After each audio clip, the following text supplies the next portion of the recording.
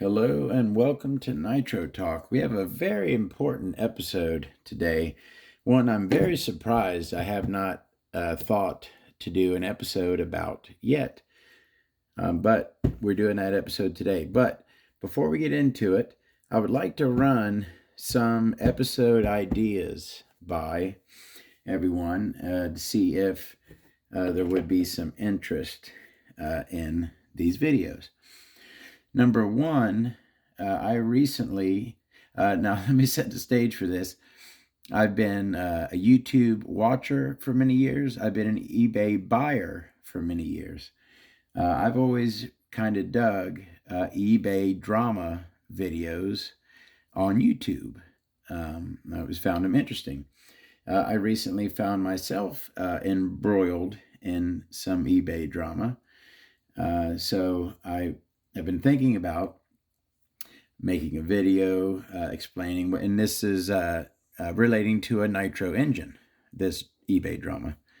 So I thought about making a video laying out what went down, the emails back and forth, which were kind of hilarious.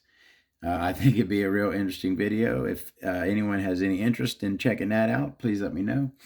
Also, along the line of, I'm going to start doing my pipe collection videos real soon. I've decided to break it into 3 or 4 videos because just with the number of pipes, if I try to shove it into one, I won't really be able to do much. I probably have 100, 125, somewhere in that area, pipes.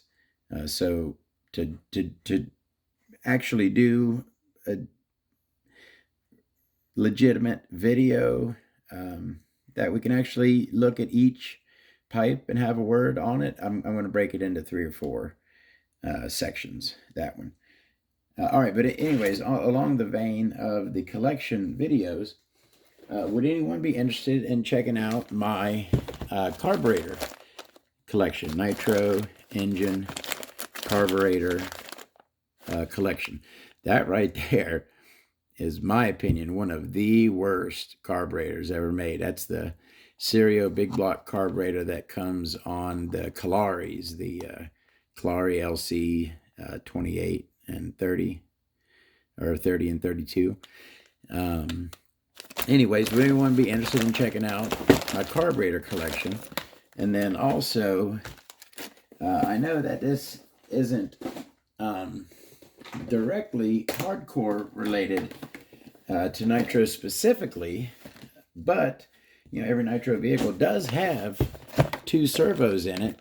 Would anyone be interested in checking out my servo collection? All right, let me know, please, if either of those interest you. Oh, and then finally, along the lines of the collection videos, I was looking for something else, and I came across,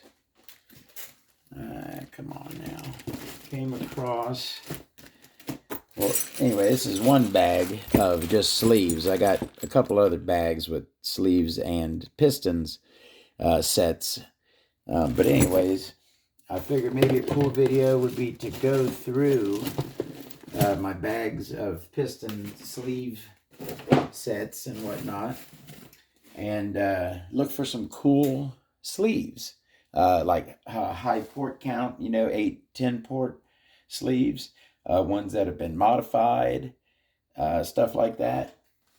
Just some interesting, I bet there are some interesting sleeves. Where the heck's that other bag at? I got another bag with pistons and sleeves. But anyway, would that be an interesting video? Going through, I'll maybe pick out, 7, 8, 10 different interesting sleeves to look at. All right, so what are we getting into today? Like I said, today's video is an important one. So what is it? Today's video is going to be on head shimming. I cannot believe that I have not talked about this yet. I measure when I take an engine apart, I look at the shims, I tell you how many there are, what size they are, and I tell you the size of the shim stack.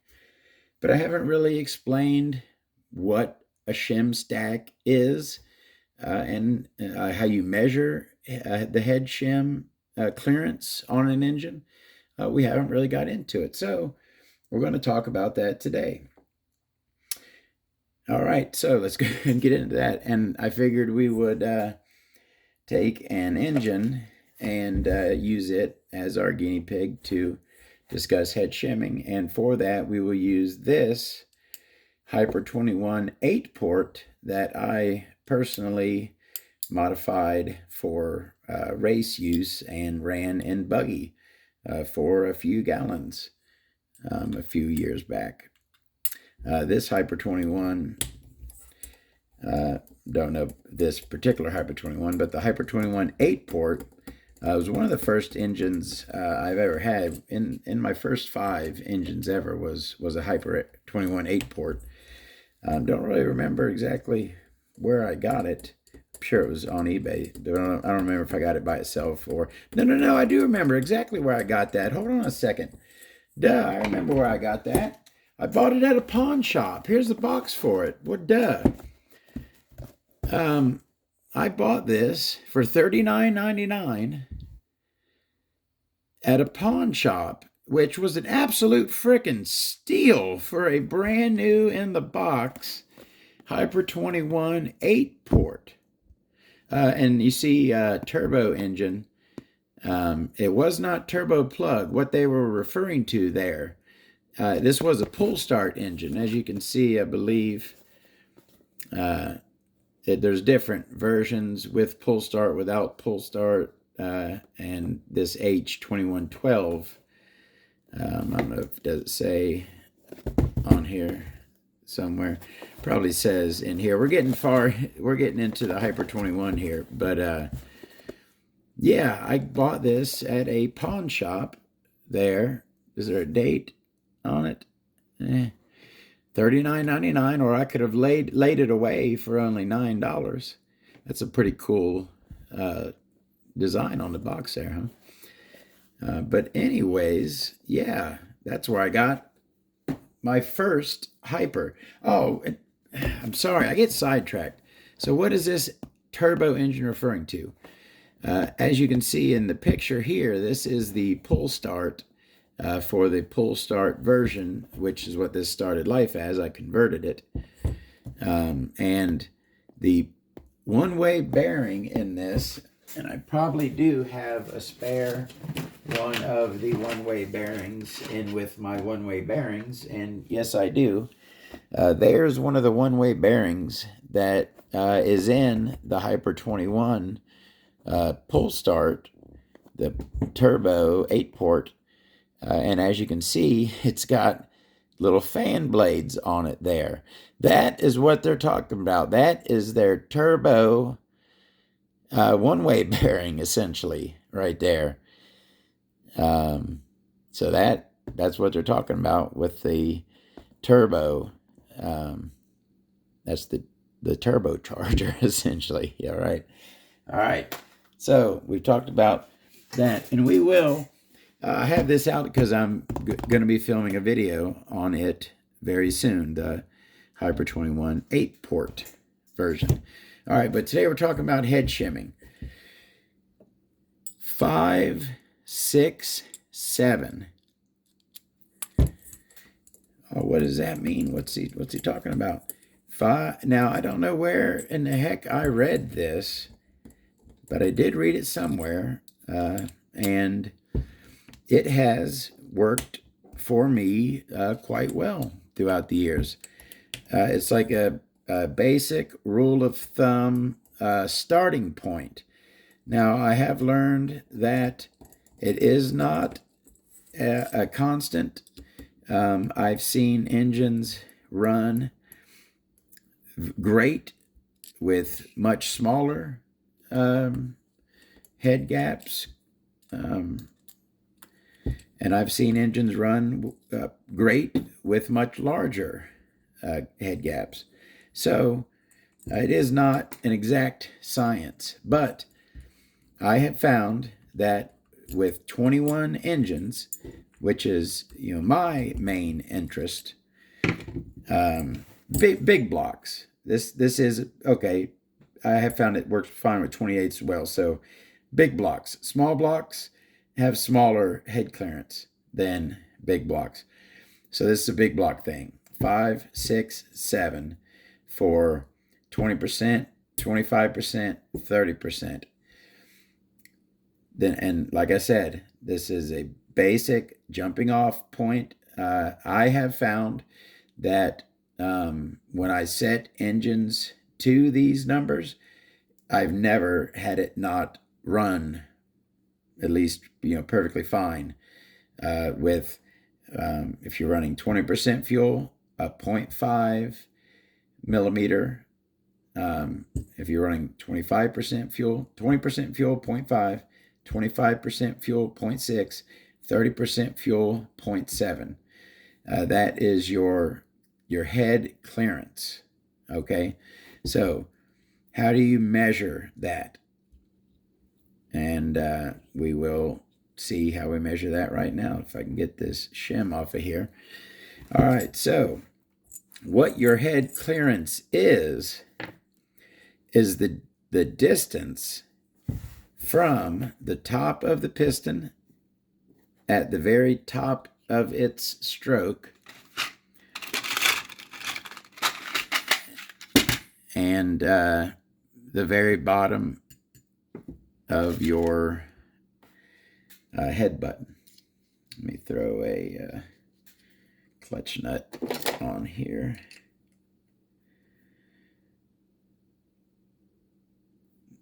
This needs to be, now you see how this is wanting to push really tight compression on this. I think it was recently pinched, but you see how at the very top it's pushing the sleeve up and out of there. You have to get the piston all the way up in the sleeve with the sleeve all the way down. So I'm going to push this, see if I can get it. I may do a different engine because this one is super tight. I don't really want to force it. Where is my... It's also dry as well, so let me throw some of my oil on it. All right, let's see here. There we go. It was dry. All right, so now I'm going to hold the sleeve in tight and bring that piston all the way up to where, so now that, and you'll kind of feel, come on, there we go. The crank, it's almost like it has play, but it's not play, it's just because it's at the very top, so it could go either way. All right, so this engine is, see how it's not, the sleeve is all the way down and the piston is all the way up. You see how I can move this, but the piston isn't moving. So this is how you need to set your engine when you check for head clearance. Piston all the way up in the sleeve. All right, so step 2, remove all of our shims here, of course. All right, so we have our head button or head if it's a one-piece, and our engine with the sleeve all the way up in the cylinder. So again, our head clearance is the difference when you put this on, the difference from the piston to the bottom of the head button. So let's go ahead and measure that. Now let me take a quick second to pause and say that I have talked about this before, the eye gauging Easy Cal. Yeah, if it were up to me, I would have a Mitutoyo. Of course I would. But I'm not a rich man, and I need to decide where I spend my money. And the $150 or so it would cost for a nice Mitu Toyo, and the 35 or so that this costs, I could not justify. I would love that Mitu Toyo. I want it. Trust me, I do. But I couldn't justify that price difference when I watched videos, read reviews, and like I said, I have mentioned this before. I've owned it for probably around 3 years now. And as you see, it goes right, locks right on zero every single time. This, I've had, it's been very good to me. I've had gotten a lot of good use out of it. So what we're going to do today, we're going to measure this head clearance, and here's how we're going to do it. And yeah, also, they make depth gauges. I would love to have one of those also, but I have found that by hand, this isn't that hard to do. And I've had great results with doing it this way. So I just don't see a need to spend money on more tools that I already have good tools that work fine. All right, so let's measure this clearance. And here's how I do it. Now you see how the bottom of this is kind of flat. Well, it is flat. Let me grab something flat. Let me grab this beautiful RB box here. So, because this is flat and the box is flat, it can sit on there flat. You could also have it cocked off to either side. I try, when I'm doing this, I try to set it absolutely flat on the rim of the sleeve. Now you kind of gotta, you're straddling the piston because you're using turn it around, using your depth thingy on the bottom of your caliper here to measure the depth. So, all right, we looking good? So I sit this straddling the piston on either side of the ledge here. I know it takes me forever to get things out. I apologize. And I try to sit it absolutely flat, not cocked either way. So I'm going to hold this with this hand. And also, no, when I do this, I'm holding this to where I can use my thumb on the roller, right? I'm going to roll it down, but I'm going to put light pressure on my thumb on the roller to where that when it hits something, my thumb just rolls over here. It doesn't push it down. It doesn't push the sleeve down, even though that's up in there pretty good.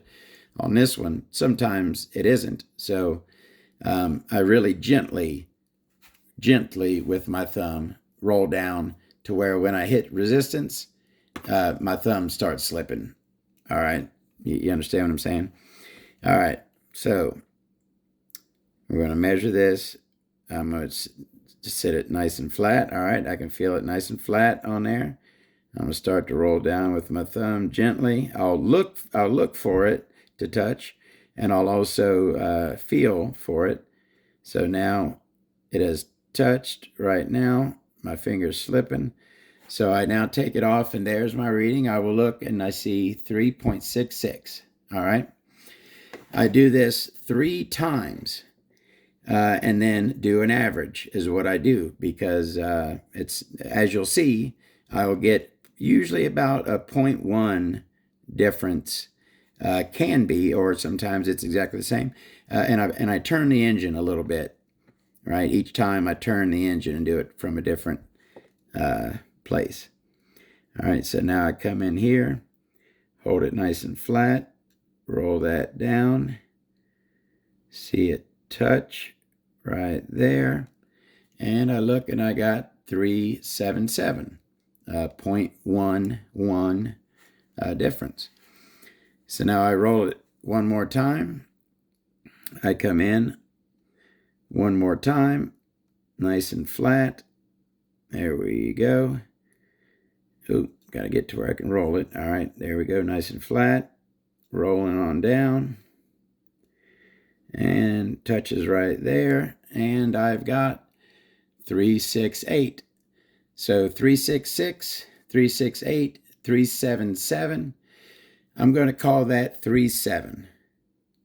That's what I'm going to call that. All right, so my depth on my head here, 3.7. I always round down to the 10th. All right, that is my depth of my combustion chamber. So now I measure how far down the combustion chamber goes into the combustion chamber. All right, so to do this part, I will gently lay just now. When I straddled, I got both sides, but now I'm just going to lay one side, and I'm going to put this piece coming down right next to the head right there. And I'm going to watch, and let me try to get in there really good so you can see that I'm going, see how it's laying on there nice and flat. All right, so nice and flat and square everywhere. And I look at that, 3.44. Spin and do again. And I've got 3.36. 36 and 4.4. And 4.2. And I think let's call that 3.4. All right. So 3.7, 3.4. So right now with no head shim, there is a 0.3 millimeter head clearance with no head shim. All right, in it. 3.7, 3.4.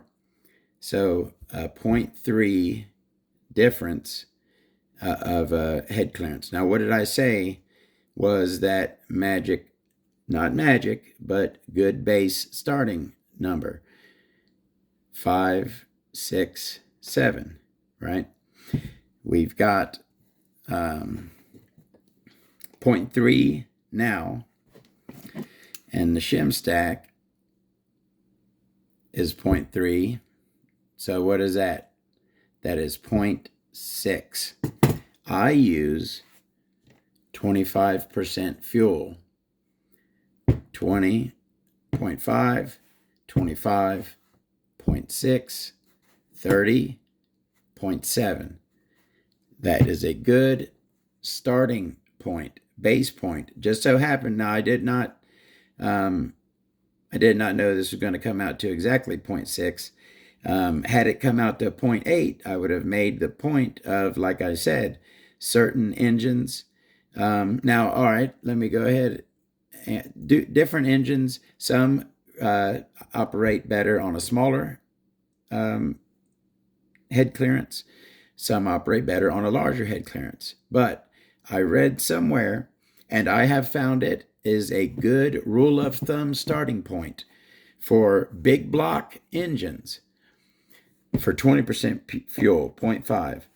For 25% fuel, 0.6. For 30% fuel, 0.7.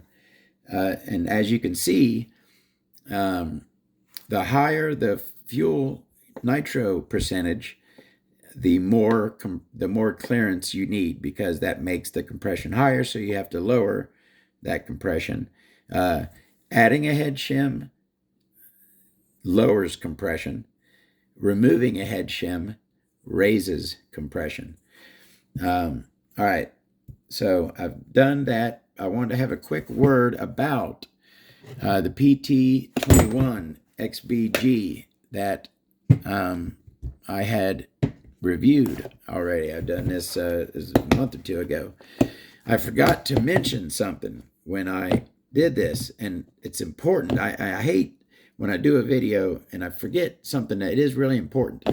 And that's why, because it's important, is why I wrote it. And I don't like writing stuff. I don't like, if you know Todd, if you know me, you know that all this stuff on every engine, doesn't matter if it's a vintage Nova Rossi or this new SH that I could buy from, where is it, A-Main or wherever you get them from, right now, right? They're available right now.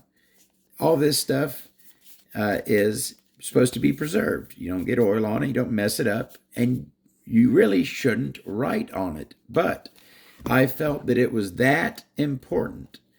And you know what? I forgot to, that's not even correct. Let me get my pen.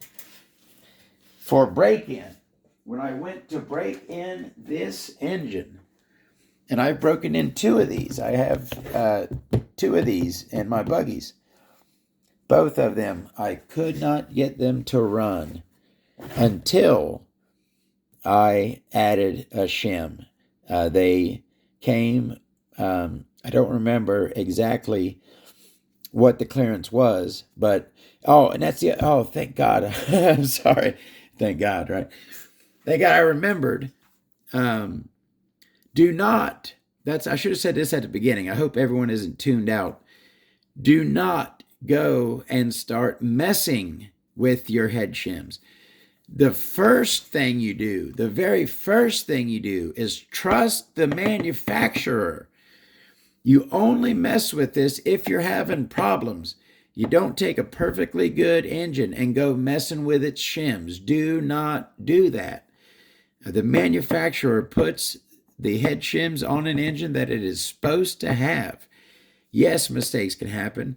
Yes, you'll get something from someone else and you have to adjust it. But listen to what I'm saying. Do not go messing around with engines, the head shims on engines that run perfectly fine. Now, removing a head shim to try to gain horsepower, that is a common practice, and I'm perfectly fine with it. Always remove the 0.1 shim, the small shim. And if it only has one shim, obviously you can't remove that. But on engines with two head shims, you can try removing the smaller shim, and if it does run great and doesn't overheat, you're fine. That people have been removing a head shim to try and get more horsepower forever. It's a common practice. So that messing around is fine, but don't go measuring and try to set it to a certain number if you think that that's going to make it perform better. No, it's not. This, checking your head clearance and setting to the 5, 6, 7, that's something you do if you're having problems with the engine. I'm glad I remembered to say this. You do this. There are a couple things. If you have an engine that is overheating inexplicably, gets hot really quickly, and overheats, that could be a head shim issue. Not enough head clearance. You need to add a shim. Also, there's a situation. I was trying to think of a name to call it earlier. I don't know why. I like to name things. But the situation is lean too lean, rich too rich is kind of what I'm going off of. You have an engine where if you richen up the needle, it's gurgly rich and barely runs. If you lean it out just a little bit, now all of a sudden it's too lean and won't run right. That can be a head shim issue, improper head clearance. All right, so there's certain things. If you're having troubles, this is what you do. You know what? I almost want to remake this video because this is so important to say at the beginning of this. This is something you do if you're having issues. You cannot seem to find a tune on an engine. You've checked for air leaks. You know you have a good glow plug in it. You check your other basic thing. You know what? I really should redo this. I'm doing this totally backwards. I hope people are still watching. You check your other things first. Probably very first thing, check for air leaks. Make sure you have a good If you can't find a tune, try a new glow plug. After you have done all those other things, then check and see if your head clearance may be way off. And, let's say you check it and it's 0.2 or 0.10.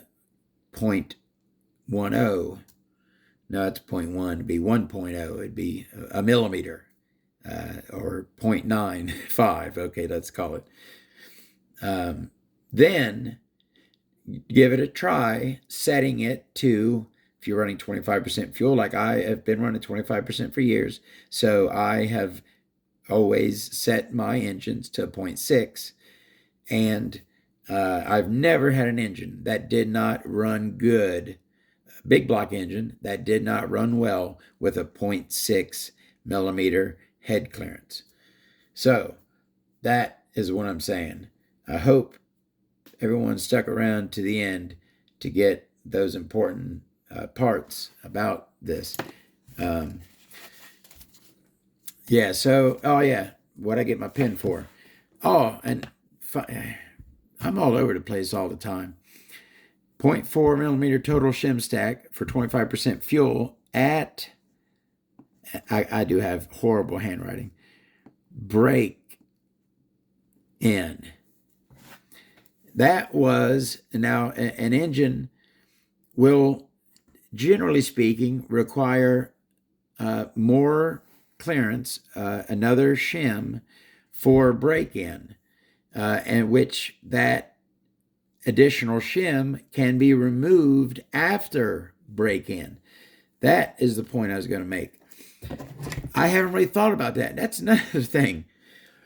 You learn the simplest little things, right? Like removing, add the head shim for break-in, remove it after break-in. Simple things like that you learn early. I learned that years ago. I had kind of forgotten about it.